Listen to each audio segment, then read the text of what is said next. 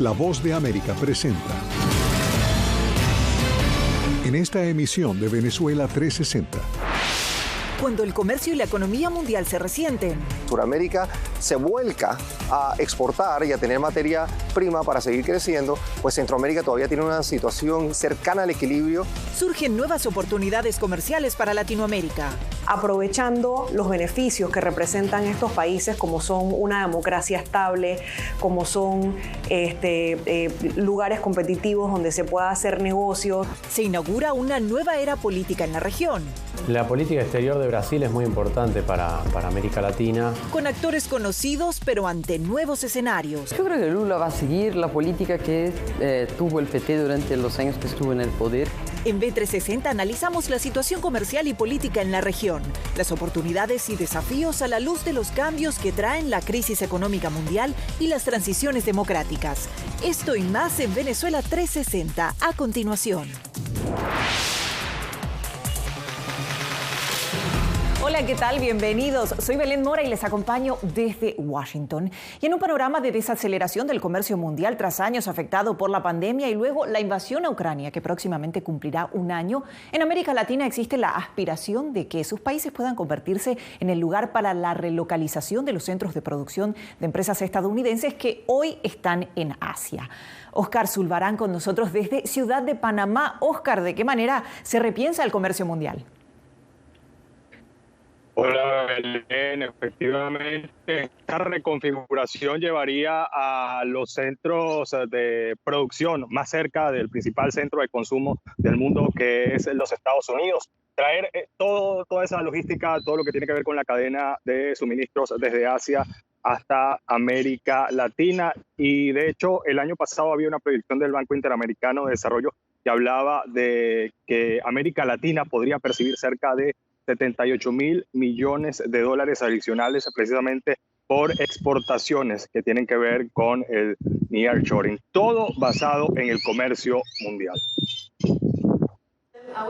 Este es el Canal de Panamá. Se estima que 6% del comercio mundial recorre sus aguas que conectan a dos océanos, el Pacífico y el Atlántico. Estados Unidos es el principal usuario de esta ruta que une su costa este con Asia y con la costa oeste de Sudamérica. Otros de sus principales usuarios son China, Japón y Chile. La pandemia impactó negativamente la ruta por solo 2 meses. En adelante, el crecimiento ha sido constante. En 2022, más de 14.000 buques con 518 millones de toneladas, el equivalente a todo el parque vehicular de Estados Unidos, cruzaron estas aguas. Nosotros perdimos creo que 127 tránsitos de lo que habíamos presupuestado, en comparación con el año anterior de tránsitos de gas natural licuado, porque se fueron hacia Europa. Entonces, ese es un indicativo. Cuando uno ve que hay un cambio grande en algún segmento, es porque está pasando algo diferente. El tipo de segmento te dice la utilización de los productos que se están llevando en los distintos países. Asia importa mucho gas líquido, petróleo, gas natural licuado. Y aunque el tránsito fue constante por esta ruta, no lo fue el costo de los fletes de las embarcaciones, que junto con las interrupciones en la cadena de suministro de algunos rubros, generó un impacto en el bolsillo de gran parte de los comerciantes en todo el mundo. Antes de la pandemia estábamos hablando de fletes de entre $2.000 y $3.000 por contenedor de 40 pies desde Asia. Estos fletes llegaron a estar en el año pasado, a principios de año, arriba de $15.000 por contenedor. Es decir, estamos hablando de 5 o 6 veces el precio o más el precio que se pagaba antes de la pandemia. Estos números se están bajando. En este momento pues estamos volviendo a esos números pre-pandemia. Y justo debido al impacto sufrido en el comercio mundial surgen los conceptos de nearshoring y friendshoring para explicar el proceso de transferencia de una operación comercial a otro país y así identificar futuras crisis que afecten la cadena de suministros.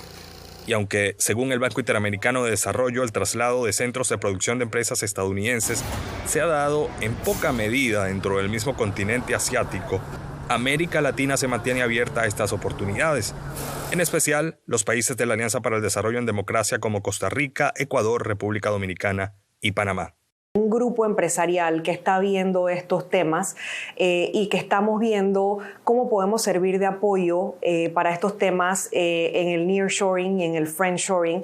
Y lo que estamos buscando ya hoy día es ver cómo identificamos oportunidades más aterrizadas, o sea, dejar de hablar del concepto y empezar a decir, estas son las oportunidades, aprovechando los beneficios que representan estos países, como son una democracia estable, como son lugares competitivos donde se pueda hacer negocios. Sin embargo, hay tareas pendientes en la región que tienen que ver con la infraestructura para abrir paso a eventuales traslados de centros de producción. Mientras Sudamérica se vuelca a exportar y a tener materia prima para seguir creciendo, pues Centroamérica todavía tiene una situación cercana al equilibrio y otros países en el Caribe, incluyendo Panamá, tienen una posición deficitaria. Importamos mucho más de lo que exportamos. Entonces esos juegos y rejuegos se están dando en la región, modificando el concepto de globalización y cómo se está haciendo negocio, comercio a nivel regional y mundial. Según los expertos, si no existen alianzas ni desarrollo tecnológico asociado al tema logístico, los países no tendrán la posibilidad de competir en el escenario de comercio mundial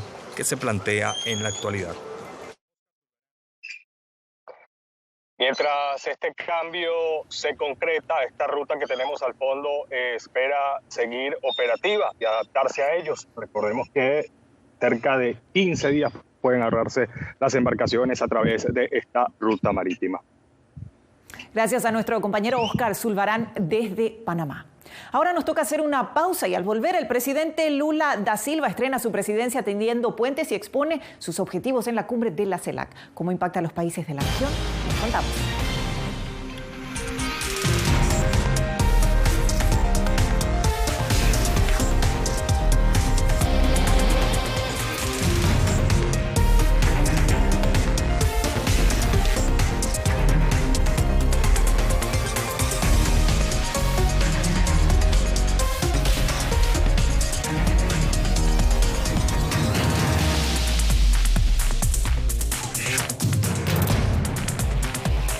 Venezuela 360, cada semana por La Voz de América.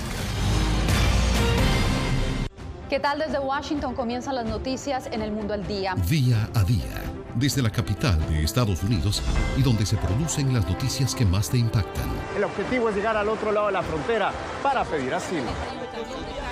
La Voz de América te conecta con El Mundo al Día. Los hechos más allá de la noticia. Para que tomes decisiones bien informadas. En el lenguaje que quieres, donde quieras y como prefieras. Conéctate con El Mundo al Día. En tiempos de cambios, cuando el mundo parece incierto y lo que escuchamos no refleja lo que vemos, buscamos la verdad. A través de la pantalla de la... Cuando nos cuentan solo una parte de la historia, perdemos la confianza. En momentos de crisis, nuestros sueños, esperanzas y deseos de un mejor mañana dependen de una prensa libre. En La Voz de América te traemos las historias que la gente se arriesga a ver. Conectamos el mundo y lo unimos con la verdad.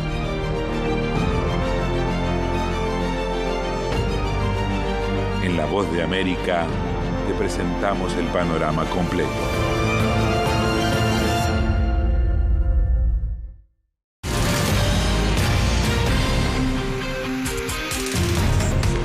Seguimos en Venezuela 360 y justo el primer día del año Brasil estrenó presidente. Y si bien con un nuevo periodo al poder es un viejo conocido, Brasil lo sabe y el mundo también. Sin embargo, en esta tercera presidencia de Luis Ignacio Lula da Silva, el gigante sudamericano quiere destinar gran parte de la agenda a las alianzas y a la política exterior. De hecho, luego de tener presencia en la reunión de la CELAC esta semana, una de sus próximas paradas internacionales contempladas es la Casa Blanca el próximo mes. ¿Cuáles son los desafíos y riesgos? Nos cuenta Gonzalo Báñez Villar desde Buenos Aires. Esta extraordinaria victoria de la democracia nos obliga a mirar hacia adelante, a olvidar nuestras diferencias, que son muchas menos de las que nos unen para siempre. Así comenzó Lula da Silva su nuevo periodo al frente del poder en Brasil, pidiendo unidad y democracia. Pero tan solo una semana después, el mundo se conmovía con el asalto a los edificios de los 3 poderes del Estado en Brasilia. Significará un antes y un después en la democracia de Brasil. De todos modos, esta cuestión interna no lo correrá de sus objetivos externos.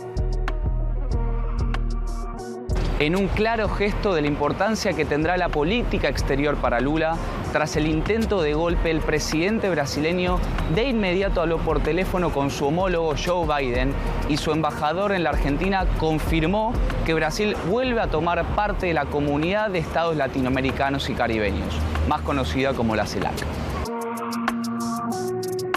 La política exterior de Brasil es muy importante para América Latina. Claramente es un cambio porque el gobierno de Bolsonaro estaba alineado en general con gobiernos de extrema derecha, como los de Hungría, el Estados Unidos de Trump. Bueno, a partir de ahora Brasil entra en otra sintonía que tiene que ver más con acercarse a los organismos de integración regional, UNASUR, CELAC, Mercosur. Con Lula compartimos una misma mirada sobre la necesidad de integración en América Latina, de poder crecer como región en conjunto trabajando mancomunadamente. Muchos mandatarios latinoamericanos se ilusionan con el regreso del líder del PT a la presidencia. Brasil es el principal socio del Mercosur, representa el 44% del comercio total del bloque y los países miembros sueñan con que Lula reimpulse al Mercosur. Un gran desafío pensando en el desgaste que tuvo en los últimos años por la intención de Uruguay de negociar acuerdos unilaterales. Podemos esperar quizá que Lula, la verdad, tenga que hablar más es con Alberto y convencerlo de que mejor no pelearse con Uruguay, ver qué tipo de negocio, de acuerdo Uruguay puede traer de China y incluirlos a todos, porque a China tampoco parece interesar un mercado de 3 millones de personas, por más calificado que sea el mercado uruguayo. El peso específico que tiene Brasil en sí mismo y la tradición diplomática también son dos activos muy fuertes, ¿no? Dos capitales muy fuertes que tiene Brasil en la región. Su peso económico, el peso del Banco Nacional de Brasil también para los préstamos, como se vio en la era Lula, en la primera era Lula. Brasil es la economía más grande de América Latina y su principal socio comercial es China, a quien le exporta el 27,2% del total de sus productos. Le siguen Estados Unidos con el 11,2% del total de las exportaciones brasileñas y la Argentina con 4,6%. A pesar de su cercanía con Washington, Lula sabe que tendrá que tener una estrategia inteligente entre las grandes potencias.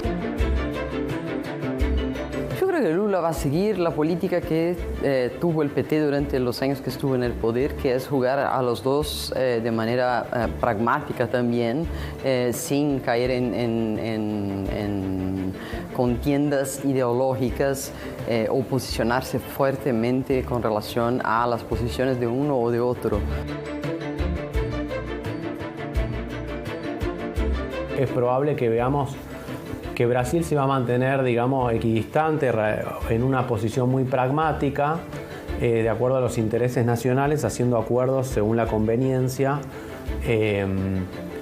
del momento, ¿no? Medio ambiente, globalización, regionalismos y por sobre todas las cosas, un país completamente polarizado.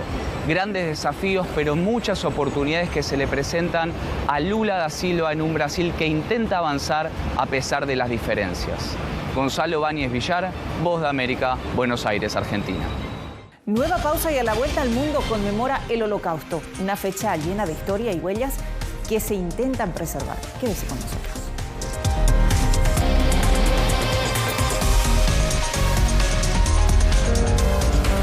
En tiempos de cambios, cuando el mundo parece incierto y lo que escuchamos no refleja lo que vemos, buscamos la verdad. A través de la pantalla de la... Cuando nos cuentan solo una parte de la historia, perdemos la confianza. En momentos de crisis, nuestros sueños, esperanzas y deseos de un mejor mañana dependen de una prensa libre. En La Voz de América Te traemos las historias que la gente se arriesga a ver. Conectamos el mundo y lo unimos con la verdad.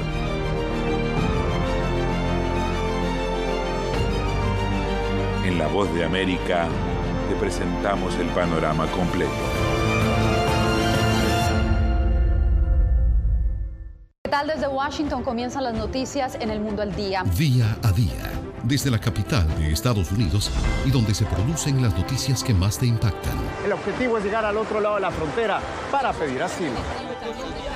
La Voz de América te conecta con el mundo al día. Los hechos más allá de la noticia. Para que tomes decisiones bien informadas. En el lenguaje que quieres, donde quieras y como prefieras. Conéctate con El Mundo al Día. Actualidad. Nos vamos a ver otra cepa nueva y otra cepa nueva. Análisis. En realidad, mucha de esta gente va a quedar parada de nuevo y va a ser una tragedia humana. Debate. Dejen la obsesión. La obsesión la tienen ustedes. Con la información más allá de los titulares. El tema energético es algo que se está analizando. La inflación es un problema global. 30 y 50 metros están ya las tropas. Su respuesta, doctor. Todas las semanas por La Voz de América.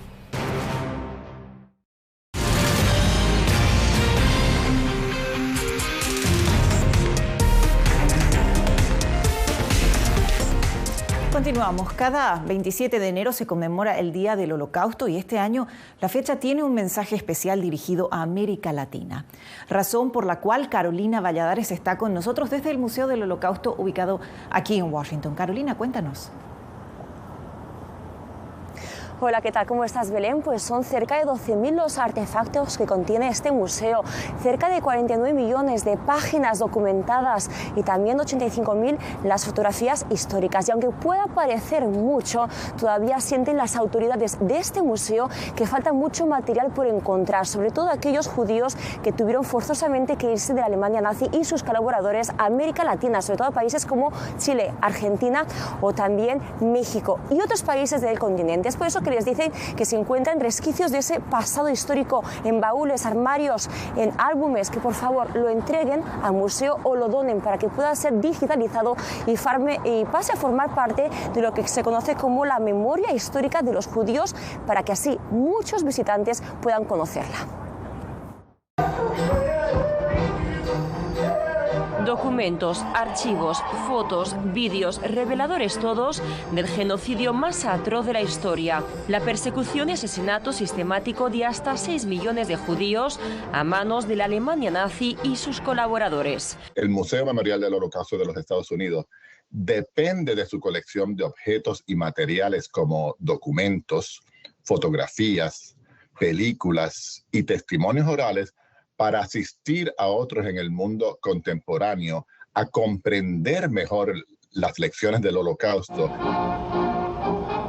Una misión que destaca el poder de la memoria a través de la historia. Con este propósito, un año más, el 27 de enero, el mundo conmemora el Día Internacional del Holocausto, fecha que marca el aniversario de la liberación de los campos de concentración y exterminio de Auschwitz-Birkenau. Sin embargo, aseguran desde el Museo del Holocausto, ubicado en Washington, D.C., que todavía queda mucho trabajo por realizar. Para el museo, a medida que el Holocausto retrocede en el tiempo y los sobrevivientes disminuyen en número, la historia del Holocausto la estamos viendo que está bajo ataque. Una tarea especialmente urgente en América Latina, donde el museo ha lanzado una campaña para recuperar la historia. Rescatar películas amateurs, películas caseras originales privadas, noticieros, filmaciones de propaganda o de instituciones que documenten la emigración a América Latina de personas que fueron desplazadas, perseguidas y discriminadas. Porque si hay un eslabón perdido, en los miles de archivos del Museo del Holocausto de Estados Unidos, aseguran, son los relacionados con las experiencias de los supervivientes que emigraron de Europa a América Latina.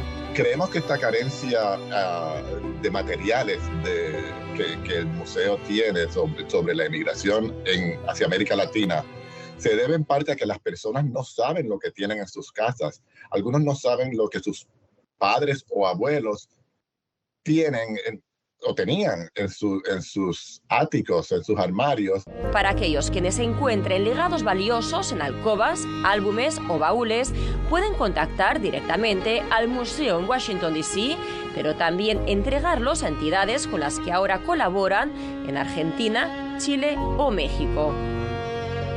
Esta donación al museo se puede considerar como un préstamo también. Lo que nosotros queremos es salvar esas películas. Mientras tanto, el objetivo del museo es seguir un año más promoviendo la educación sobre el Holocausto a esperas de seguir recuperando los vestigios del pasado que el tiempo se ha encargado de ocultar, pero que no pierden la esperanza de volver a ver la luz. Y justo este mes de abril se cumplirán 30 años que este museo, aquí lo ven, abrió sus puertas. Durante este tiempo han sido cerca de 40 los millones de visitantes que han accedido a su interior, entre ellos cerca de 100 jefes de Estado, para conocer más de cerca la historia del Holocausto. Gracias, Carolina. Nosotros hacemos una pausa y al regreso una antigua enfermedad sigue rondando al mundo. ¿De qué se trata y cómo impacta a América Latina? No se vayan.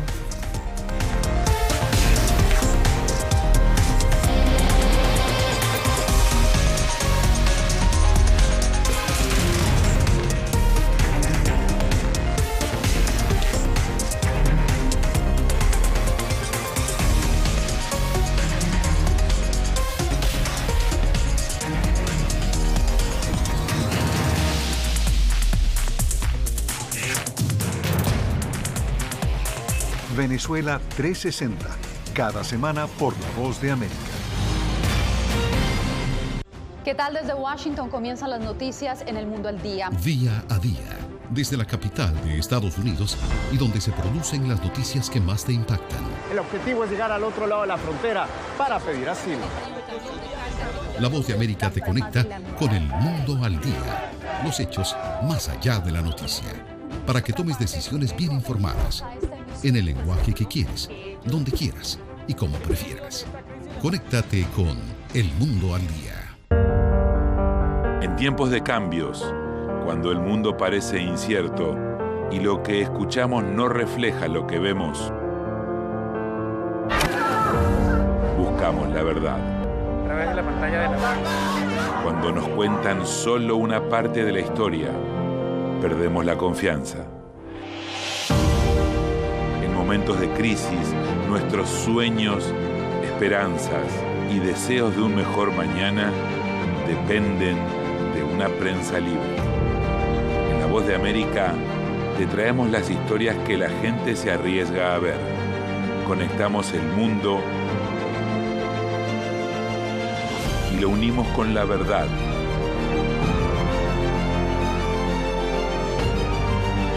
En La Voz de América te presentamos el panorama completo.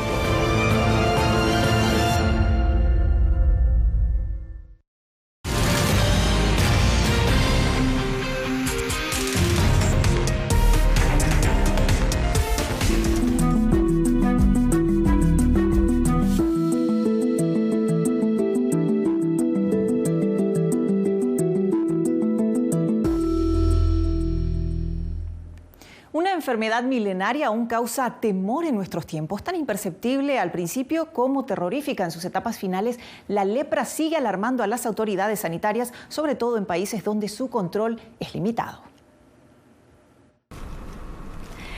De seguro cuando escucha la palabra lepra, su pensamiento se remonta a textos de antiguas civilizaciones. Y sí, no está tan equivocado, porque esta enfermedad ronda entre nosotros desde el año 600 a.C. y a lo largo de su historia, quienes la han padecido, llamados leprosos, han sido condenados al ostracismo y al rechazo.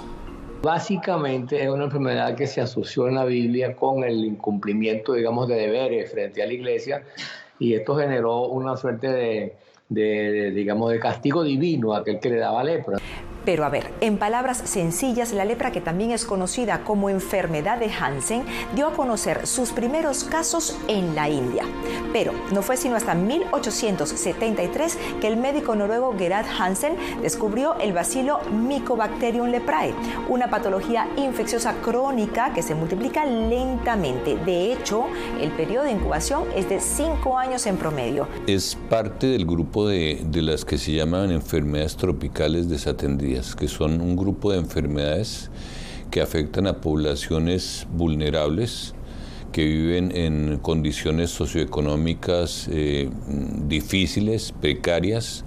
Pero la realidad es que desde hace un tiempo para acá se diagnostica en muy baja cantidad. Según un estudio del año pasado de la National Library of Medicine, en un principio los enfermos eran aislados y se les prohibía su convivencia con la sociedad, ya que se consideraba que era una enfermedad altamente contagiosa.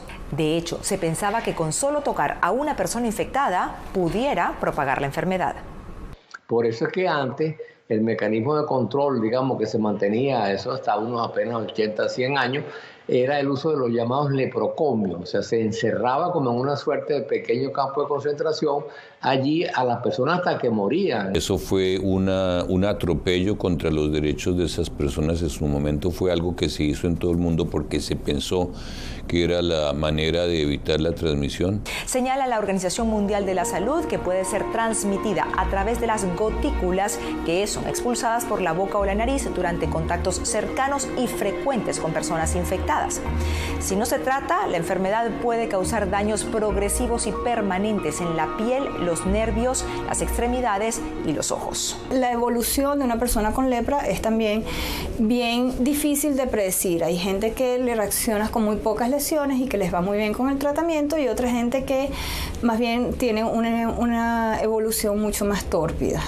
En 2020, la OMS registró más de 120.000 casos nuevos de lepra en 139 países. De esta cifra, un poco más de 8.500 fueron en niños menores de 15 años, aunque expertos afirman que debido al enorme estigma que históricamente ha acompañado esta enfermedad, podría haber muchos más casos que no han sido ni diagnosticados ni tratados.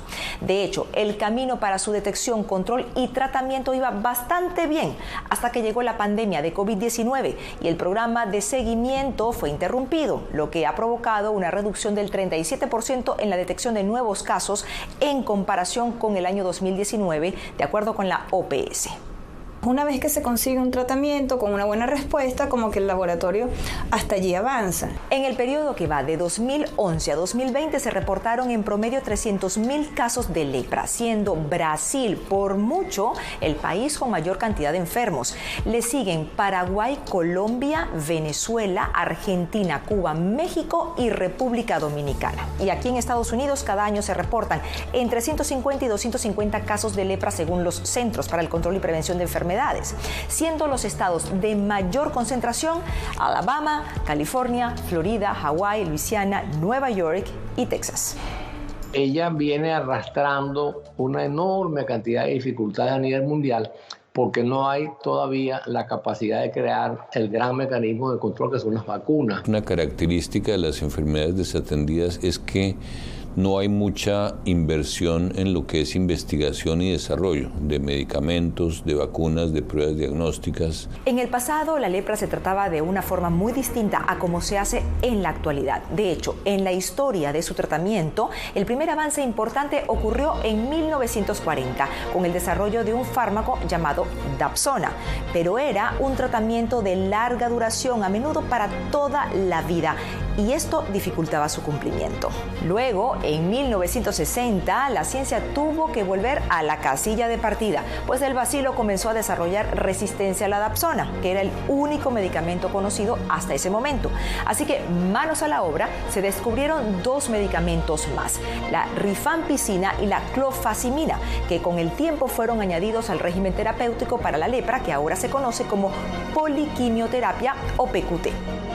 En principio, la OMS proporcionaba la PQT de forma gratuita y desde el año 2000 este cóctel es donado por la empresa Novartis, tras un acuerdo aún vigente hasta 2025.